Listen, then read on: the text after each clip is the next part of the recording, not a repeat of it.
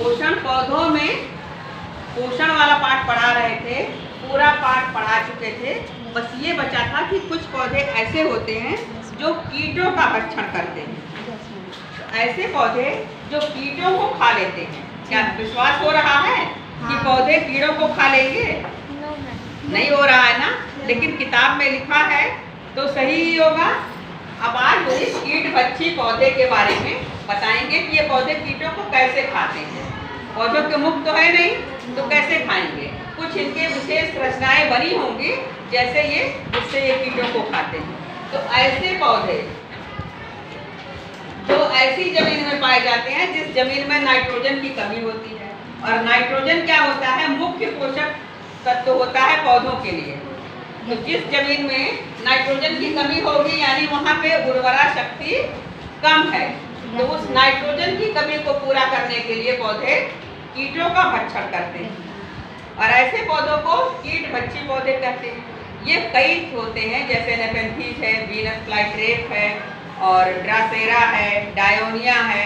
तो कुछ कुछ अंग इनके विशेष संरचना में बदल जाते हैं और उन्हीं से ये कीटों का भक्षण करते हैं। जैसे ये पौधा है घटपर्णी, जिसका नाम है नेपेंथीज।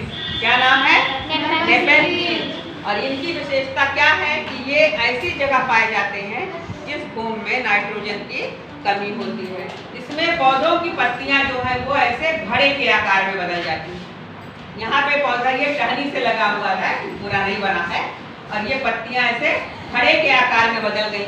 और पत्ती का जो आखिरी सिरा है, देखो ये ऐसे घड़े के आकार में बदल के आखिरी सिरा इस तरह से है ना पत्ती का ये। Yes ma'am. अब जैसे ही कोई कीट, भाई वो तो कीट तो ये समझेगा ये पत्ती जैसा कुछ लग रहा है, नहीं लग रहा है, उसे लगेगा कोई फूल है, कुछ ऐसा है, तो वो क्या करेगा? कीड़ा जैसे ही आके यहाँ पर इसको टच करेगा, और इसमें अंदर ये रोम सदृश रचनाएं होती हैं। कुछ कुछ पत्तियों में होती है, कुछ गद्दीदार होती हैं, कुछ में लगता है महीन महीन रोए हैं, तो इनमें ऐसे महीन महीन रोम सदृश रचनाएं होती हैं। ठीक है, जैसे ही इस पे बैठता है तो पहले तो इसके जो पर होते हैं वो उसमें उलझ जाते हैं, और जैसे ये बैठेगा तो ये पौधे का मतलब ये पत्तियां इतनी संवेदनशील होती हैं कि इन्हें तुरंत ही आभास हो जाता है कि कोई चीज इस रोम सदृश रचनाओं में स्पर्श किया। और जैसे ही ये बैठेगा ये पत्ती फट से ऐसे बंद हो जाती है। तो कीड़ा जब बंद हो गया, इसका घड़े का मुंह बंद हो गया, कीड़ा बाहर निकल पाएगा? नहीं निकल पाएगा। फिर इनसे एक रस का सिक्रीशन होता है उस रोम सदृश रचनाओं से, और वो धीरे धीरे कीड़े को पचा लेते हैं, और कीड़े को खा करके पचा के इनकी नाइट्रोजन की कमी पूरी हो जाती है, और ये अपने पौधों का पोषण करते हैं।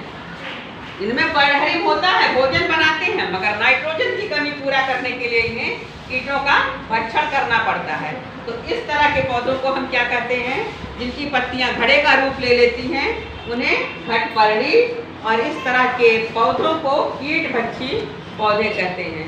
इस पौधे का नाम क्या है? नेपेंथीज। नेपेंथीज। बस आज का ये पाठ खत्म हो गया।